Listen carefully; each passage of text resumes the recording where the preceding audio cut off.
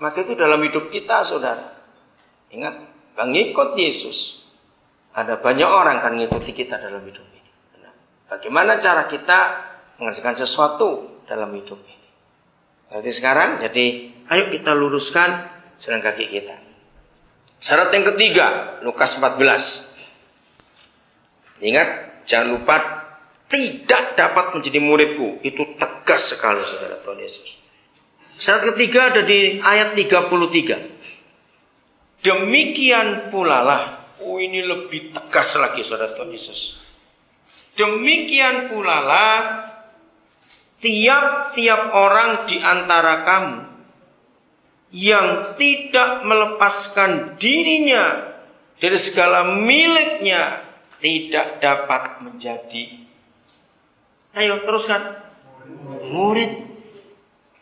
Ya, maka itu saya katakan dari awal tadi, ternyata banyak orang Kristen tapi sedikit yang jadi murid.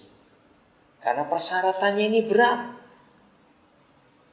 Melepaskan segala sesuatu yang dimilikinya. Saudara tahu nggak bedanya melepaskan dan membuang? Ya, jawab. Tahu nggak bedanya melepaskan dan membuang? Tahu bukan? Tuhan tidak berkata untuk kita buang, enggak. Tapi dia berkata untuk melepaskan. Artinya hati kita betul-betul tidak lengket pada semuanya itu.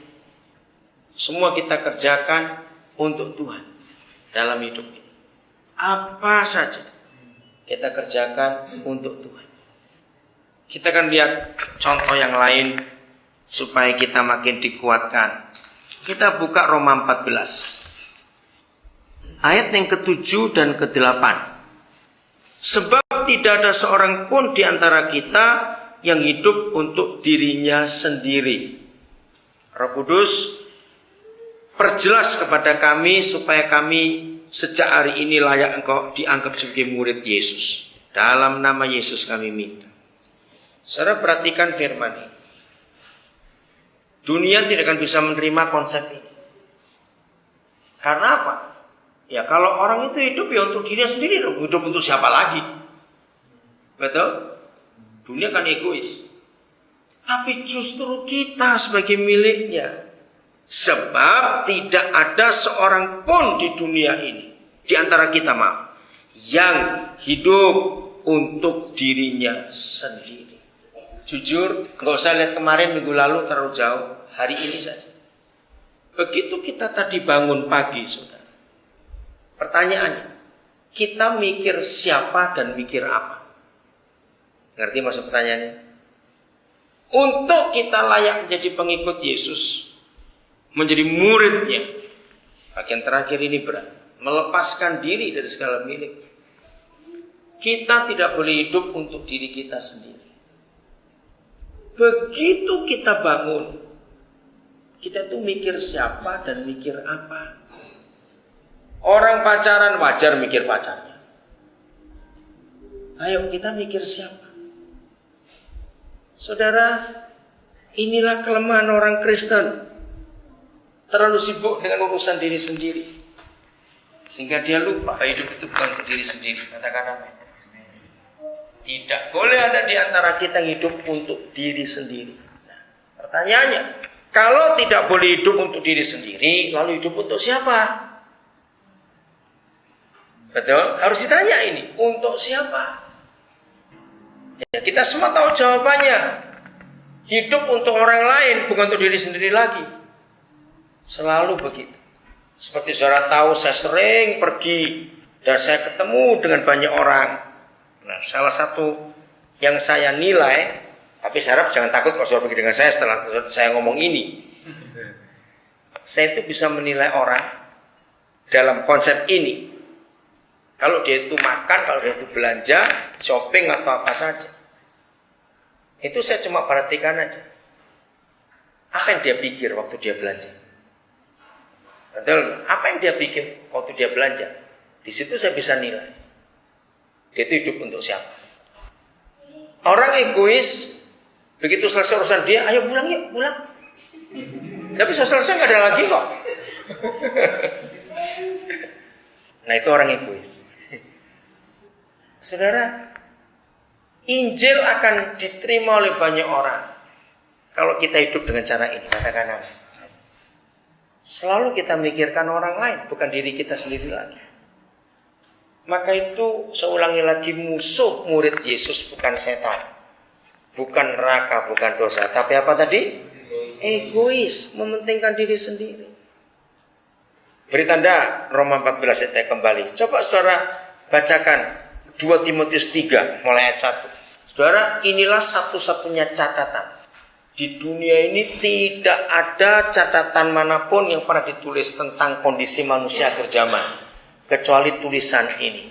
Apa judulnya di ayat 1? Keadaan manusia kapan? Kapan? Pada akhir zaman, sekarang ini. Jadi ini hebat sekali. Cuma Paulus yang pernah menulis ini. Gak ada satu orang di dunia. Oke, silakan dibaca ayat 1. Bagaimana? Ketahuilah bahwa pada hari-hari terakhir akan datang masa yang sukar. Ya, terus ayat 2, sukar, sulit Mereka sekali. akan mencintai dirinya sendiri, Ya. dan menjadi hamba uang. Ya. Mereka Terus? akan membual dan menyombongkan diri. Mereka akan menjadi pemfitnah. Mereka akan berontak terhadap orang tua dan tidak tahu berterima kasih, tidak mempedulikan agama. Ya. Saudara bayangkan itu. Ya. Cukup habis itu aja. Dua hal yang pertama di ayat 2 itu yang kita mau ambil. Karena sukarnya hidup, karena sulitnya hidup, maka orang jadi cinta diri sendiri. Jelas sekali berlawanan dengan prinsip Tuhan Yesus. Betul tidak? Prinsipnya adalah jangan hidup untuk dirimu sendiri. Tapi justru kondisi akhir zaman, manusia itu mencintai dirinya sendiri. Ngeri sekali. Dan jadi hamba uang. Lihat sekarang ini, semua hidup dengan duit terus. Menyedihkan keadaannya. Saudara, ayo kita belajar mulai hari ini menjadi orang Kristen yang benar. Katakan amin. Jadi pengikut Yesus, jadi murid Yesus. Mas ayat 7 Roma 14. Dan tidak ada seorang pun yang mati untuk dirinya sendiri. Inilah bunuh diri itu.